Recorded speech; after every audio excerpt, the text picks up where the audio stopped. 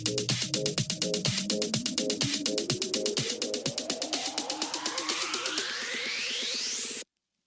everyone, I'm Steve Stoller. And I'm Shannah Haley, and this is Inside Plano, where we take you behind the scenes of our city. We'll introduce you to the faces and places who help make this a great place to live. And give us lots of reasons to love Plano. Hello, Shannah. Hello, Steve. How is the new year going for you? Things are definitely ramping up at the city. You know, during the holidays, it seemed like it slowed down a little bit, but things are back in full force. We got a lot going on. I agree. You know, I thought I was on top of things, feeling relaxed and in control, and this last week, that feeling went right out the window and thought, oh gosh, how am I ever going to crawl out of this hole? Like, including preparing for State of the City, which is in February, just trying to get everything ready for that. It's a lot of small details. It was a bittersweet week. Why do you say that? Well, our longtime city manager, Bruce Glasscock, announced that he's retiring after many years as city manager, and prior to that, he was the police chief. Personally, I've known Bruce and considered him a friend for almost 30 years. When I was a reporter, I used to do a lot of stories at the Plano Police Department and always had a great relationship with Bruce that was built on mutual trust and respect. And actually that friendship and that relationship, I think, led to me getting the position that I currently have at the city. But one thing, Sean, and I know you can talk about this too, is, you know, I never really worked with Bruce on a day-to-day basis. And working with him, I really have been a witness up close and personal to his leadership style. And I call him a leader's leader. You know, he's always listening to other people. He's always getting suggestions before he makes a decision. He always treats people fairly. I just think he's the consummate professional and just a leader's leader. I agree completely. Of course, I have a far shorter relationship with Bruce. I joined the city in 2015, so unfortunately for me, you know, I only get a few years of working alongside Bruce, but I would rather have a few years of learning from such a consummate professional than to not have any at all. And you're exactly right. Leader's leader is almost an understatement, if that's possible. I've just learned a great deal about being cautious and really seeking consensus, listening to other perspectives, taking time before making a decision. It's just been a joy. So it really is bittersweet news. I mean, he's had a long and wonderful career, and nobody would begrudge him taking retirement because he definitely has dedicated his life to public service. But at the same time, you know, we sure are going to miss working with him. And, you know, as we've mentioned on the podcast before, we actually record our podcast a little ahead of time. So it's entirely possible that by the time this podcast hits the air, that we may have a new city manager. We just don't know. Maybe you can explain for our listeners how the city goes through the process of hiring a new city manager. Well, the city council is essentially like a company or a corporation where the city council is the board of directors and the city manager acts as the CEO. So the CEO or city manager serves at the discretion of the board. So in this case, the city council decides who to hire as the city manager. And I'll tell you, they didn't waste any time. It was a week after Bruce's announcement, and they're already interviewing their first candidate. So they will consider candidates and they will come to a decision. Since it's a personnel decision, they do it in executive session, which is behind closed doors. And then if they make a choice, they will come out and do it in an open public meeting to announce who they've selected as city manager. Yeah, that was a great explanation about kind of that the city manager being the CEO and the council being the board of directors. I think it's good for people to understand that not all cities operate under the same structure. There are strong mayor cities where the mayor really holds a lot of power and runs the city, and the city operates at the behest of the mayor.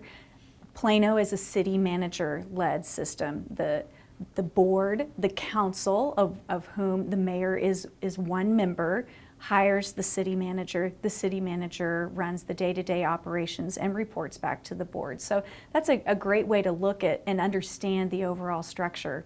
One thing's for sure, I mean, 2019 is starting with a bang. It's an election year, and we don't talk politics on Inside Plano, the city podcast, but we can, everybody knows 4 seats will be open for vote. So between that and a new city manager, it's never static in Plano. And I think actually that's a good thing for all of us, because we know that there are different perspectives and people want to be involved in government, and this is a great time to get involved. So if I could encourage you all to do anything, it's make sure you're registered to vote, and we know that about 92% of you are. So then please also show up at the polls and vote in the upcoming elections. That'll be in May, by and the it's way. an important election because we have 8 city council members, including the mayor. 4 of those positions are up. Correct, and Plano ISD, which is a separate entity from the city, has elections as well. There are a lot of things that happen, and a lot of times national elections get all of the attention and can really generate turnout at the polls, but I would argue that local politics are very important. What happens in your local government? What happens in your local school system? Collin College, all of those things.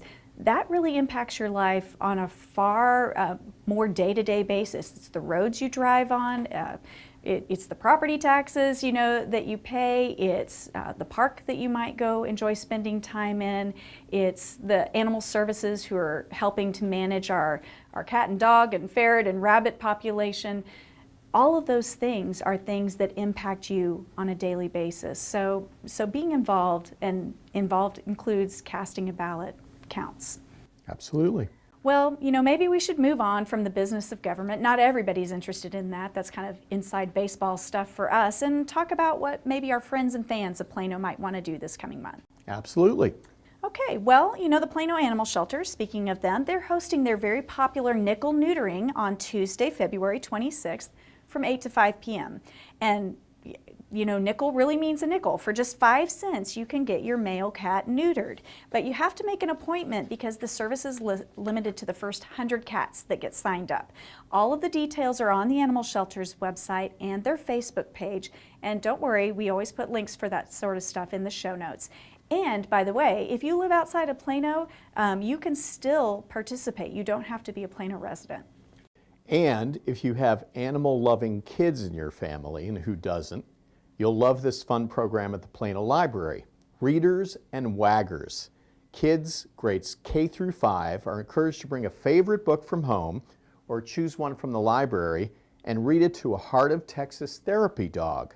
Sessions are Sunday afternoons and rotate between Schimmelpfennig, Davis, and Parr libraries. I love that. Shannah, did you know that the Plano Library offers U.S. citizenship classes? These are designed to help legal residents prepare for their naturalization exam, learn civics, history, government, vocabulary, reading, and writing necessary for the exam. English and Spanish speakers are welcome. Classes are offered at Schimmelpfennig on Monday evenings from January 7th through May 20th. Well, last month you interviewed Nicole to talk about recycling right. And one big takeaway I had from that interview was that you can take those cardboard shipping boxes from Amazon and UPS, and you can, instead of putting them in your recycle cart, you can put them with your yard trimmings, and those are taken away and converted into compost with Texas Pure products.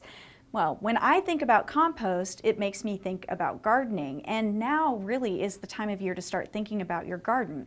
One thing you may not know is our sustainability team offers a variety of environmental education classes this month, from shade gardening to vegetable gardening. You sign up online and you'll get your yard ready for spring, and we'll link to their calendar in the show notes.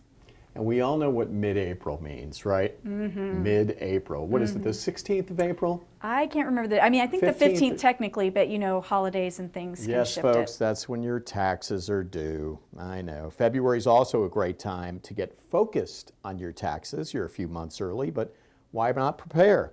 Mm-hmm. You can get free assistance on your taxes thanks to great AARP volunteers. There are different sessions available at Haggard, Parr, Schimmelpfennig, and Harrington libraries, February 4th through April 15th. You can beat the rush and start those tax forms today. Well, my husband's a CPA, and Lucky. exactly the most dreaded time of the year is tax season. So folks who work on their taxes early really are doing accountants a favor, and they're doing themselves a favor. But also, Steve, just because it's February doesn't mean that it's too late to work on your Get Fit New Year's resolution. Did you know that you can enjoy all of Plano's pools and recreation centers for just $19 a month? The City of Plano's affordable and flexible monthly and annual membership options are available for individuals, and that's youth, adults, and seniors. Or you can even buy family packages, which cover parents and children. And there are no restrictions. When we say children, doesn't matter how big your tribe is, you can bring them along for a family package. Plus, and this is awesome, there's not a sign-up or a cancellation fee. We offer discounts for non-residents who reside within the PISD or if they work in Plano. So in addition to the amenities that are included in your membership, the 5 recreation centers also offer more than 8,000 classes a year.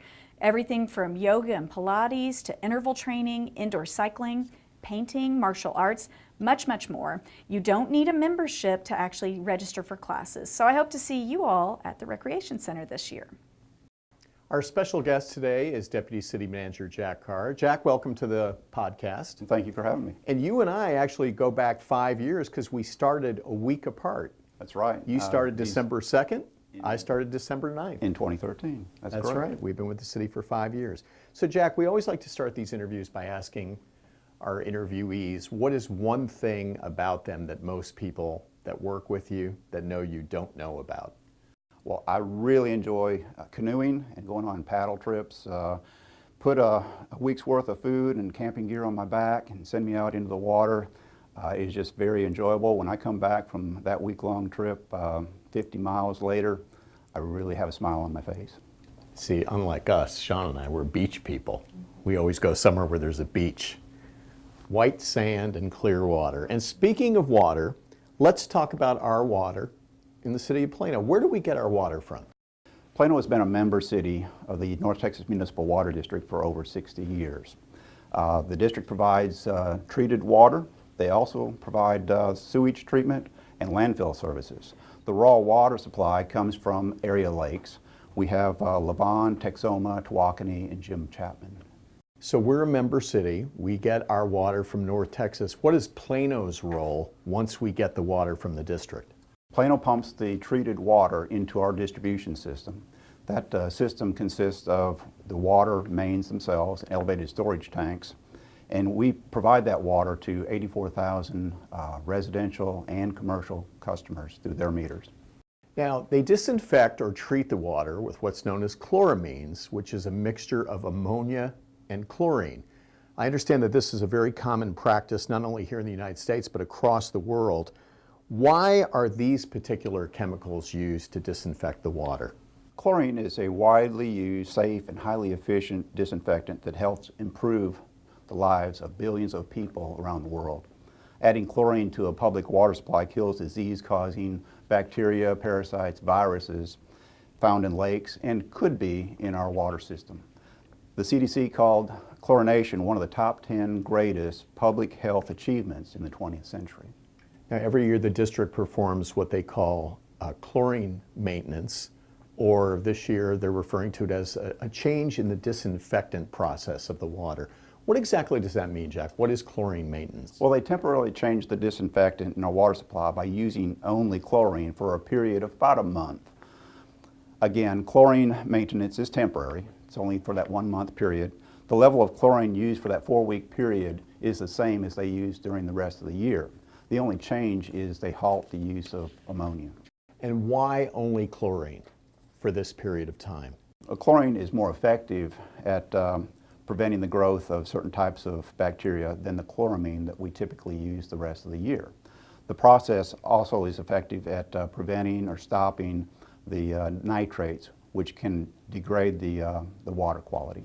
When will this maintenance begin this year, and how long does it last? This year we're planning to start it on March 4th and end the 1st of April. Will the customers notice any change in their water once they start the chlorine maintenance? The chlorine maintenance usually has a odor of chlorine, and that's due to the absence of ammonia. The slight change in odor and taste in your tap water is a normal occurrence. Now, there were some concerns. Every year we get some concerns from the residents out there when they notice that the taste and the odor is slightly different. Is the water safe to drink? Yes, the water is completely safe to drink. Some people are more sensitive to the taste, smell, and contact on their skin due to the chlorine. That does not mean the water is unsafe.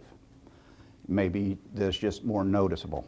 Individuals and business owners who currently take special precautions related to the chloramine, such as dialysis centers, medical facilities, and if you have a fish or other aquatic pet, you should continue to take the same precautions as you do with the chloramine when we do the chlorine switch. And most methods of removing chloramine are just as effective as removing the chlorine. Individuals with special health concerns should consult a health care provider regarding the use of tap water. Last year, I remember we heard from a handful of people that said they suffered from skin rashes once the chlorine maintenance began. Is that a legitimate concern? Scientific studies did not find any association between the exposure to disinfection byproducts and skin rashes. Is the water tested during this chlorine maintenance period? Yes. Last year, the Texas Commission on Environmental Quality investigated the complaints that they received. They collected more than 100 water samples from the district's water system and water systems throughout the areas that they provide water to, and determined that the quality of water was not noticeably different than previous years. Taste and odor in the water was likely due to the heavy rains that they experienced just prior to the maintenance period last year. And because of that high amount of rain, as a result, storage tanks held the water longer instead of circulating it through the system. While you may have tasted or smelled chlorine, the water was safe.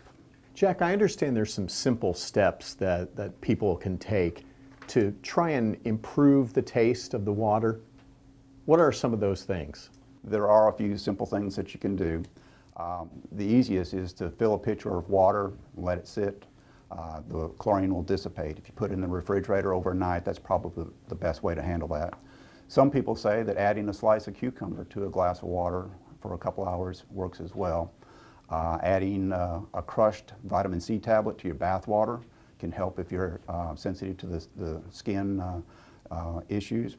Or you could choose to install a water filter. It's not necessary for water safety, but it may improve chlorine taste. So let's talk about the date again. It begins March 4th. March 4th and Is it runs through April 1st. Which is 28 days, I believe, 28 right, days, from start correct. to finish. And the key, the bottom line, is that there's a slight difference in taste and odor, but the water is still absolutely safe to The drink. water is absolutely safe. It's expected to have an odor and a taste. It's normal. We've had that since every time that we've done this over the years since 2007. We've had those issues and those concerns. So this is the 12th year we've been doing chlorine maintenance. Correct. Very good. Thank you, Jack. Thank We you. appreciate you being our guest today and on Inside Plano podcast. Appreciate being here. That was a really great interview with Jack. You know, last year you and I answered a lot of questions during the chlorine maintenance process, probably more than we ever have. It's a very common process nationwide. That's what I took away from Jack's interview, and I think his explanation of why was helpful. I think the bottom line, Shannah, is that they do the chlorine maintenance really to keep the entire water system, not only from the plant, when the water leaves the plant, into all the member cities, to keep the water safe and healthy for everyone. And the thing to remember is it's just a temporary program. It's 28 days of a little tiny bit of chlorine taste and odor. And after that 28-day period, it's back to normal.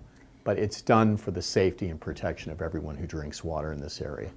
Yeah, you know, and I think you and I were looking into water treatment in general, and safe water really, you know, chlorinated water, clean water is one of the major achievements in modern history. I mean, the kinds of diseases that you could catch from water that was not treated really shortened lifespans. So this has been a major move forward. And, you know, we might not like the temporary change in taste of chlorine, but you know, the fact that we get clean water out of our taps is really a modern a marvel, I guess, for lack of a better term.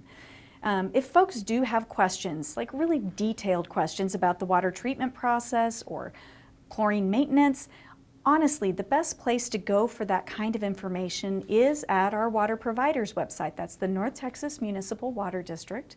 They have a subpage, ntmwd.com/safewater, and I'll put that link in the show notes, but lots of really great, easy to understand infographics of how the water treatment works. There are actually some fascinating videos. The water treatment facility is huge, and they have the process of water, a great video that shows you how they take water from Lake Lavon, treat it, and it makes its way all the way to your faucet in the kitchen. We also have links to our testing information, as well as watering guidelines, how to pay bills, and lots of other water-related information on our website at plano.gov/water. Yep, that's right, and I'll also put that link in the show notes. Now, have to confess, I think I told a little fib earlier in the show when I said I was done talking about the business of the city, because my one thing for this month is the city's annual report. We used to do those every year. Several years didn't do one, but we've resurrected it. The annual report is back. It's a digital document. You can access it on our website. Link will be in the show notes. Or you can view it online, or you can download and print it. It's just a simple 4-page document covering the highlights of last year. Really quick and easy read, and it might be something that you want to read through before we do host the State of the City on Thursday, February 7th. My one thing, Shannah, also deals with the business of government. Along with the State of the City address, this month is also Town Hall on Thursday, February 1st. And for anyone who hasn't participated in one of these town halls, it's very cool. People can call up, call in, and ask questions. And not only that, but we also have social media channels open where people can ask questions. And people can really ask anything they want to ask. And we usually have a council member, the mayor is there with the city manager, and we have most of the executive team, which are all the directors of all the different city departments, are there in the council chamber waiting to answer any question that comes in. It's really an excellent opportunity for our residents to ask anything they want to know about the city. Absolutely. So again, that's Thursday, February 21st, and we typically post a general topic for conversation and have questions come in surrounding that, but those topics are very broad. We've done infrastructure in the past. We've done property taxes and have done that jointly with the ISD so that you could ask the Plano ISD leadership questions as well. So each of them are different. We'd encourage you to go to our Facebook page, or you can go, of course, go to plano.gov and you'll find out what the topic is for the upcoming session, and we encourage you to participate. It's very simple and easy. And questions are fast and furious. It's the fastest hour I think I ever experience every time we hold a town hall. Can we talk about something, though, that I have noticed around Plano lately? Of course, what's that? Healthy food choices. They're everywhere these days. And I'm not talking about your simple burrito bowl where you feel like you're eating healthy. I'm talking about full-on healthy food. And you and I love to choose healthy foods because we do have that New Year's Get Fit resolution. So healthy food is important to us when we go out to lunch. My favorite personally is Mediterranean, but you can also get acai bowls, salads, and even the number of vegan choices are growing. Yeah, it's really great. You know, back in 2017, vegan lifestyle magazine Veg News named Plano the 8th best city in the U.S. for vegans. You know, you take those lists for what they were. We've talked about that in the past. The craziest lists get published. But what I can tell you is that since 2017 to today, the number of choices have only increased. Lots and lots of plant-forward or completely plant-based food options are there. And if you think that just means salads and carrot sticks, you'll want to try one of these new restaurants out, and it'll completely change your perspective of what a vegan meal can be like. I guess what you're saying is we're not going to have fried catfish, hush puppies, and fries for lunch today. Yeah, probably not. But Plano, you know, when Steve and I are talking about food, that means our stomachs are rumbling and we are at the end of our podcast. But before you head to your next to-do for the day, will you please take 5 minutes and leave us a review? It does help new listeners find us. We'll talk to you next month. Goodbye, everybody. And that's it for our Inside Plano. We hope you enjoyed it as much as we did doing it. If you have any comments or suggestions, send them to us at askplano@plano.gov. Bye! Talk to you next month. The Inside Plano podcast is brought to you by the City of Plano and 97.5 KLAK.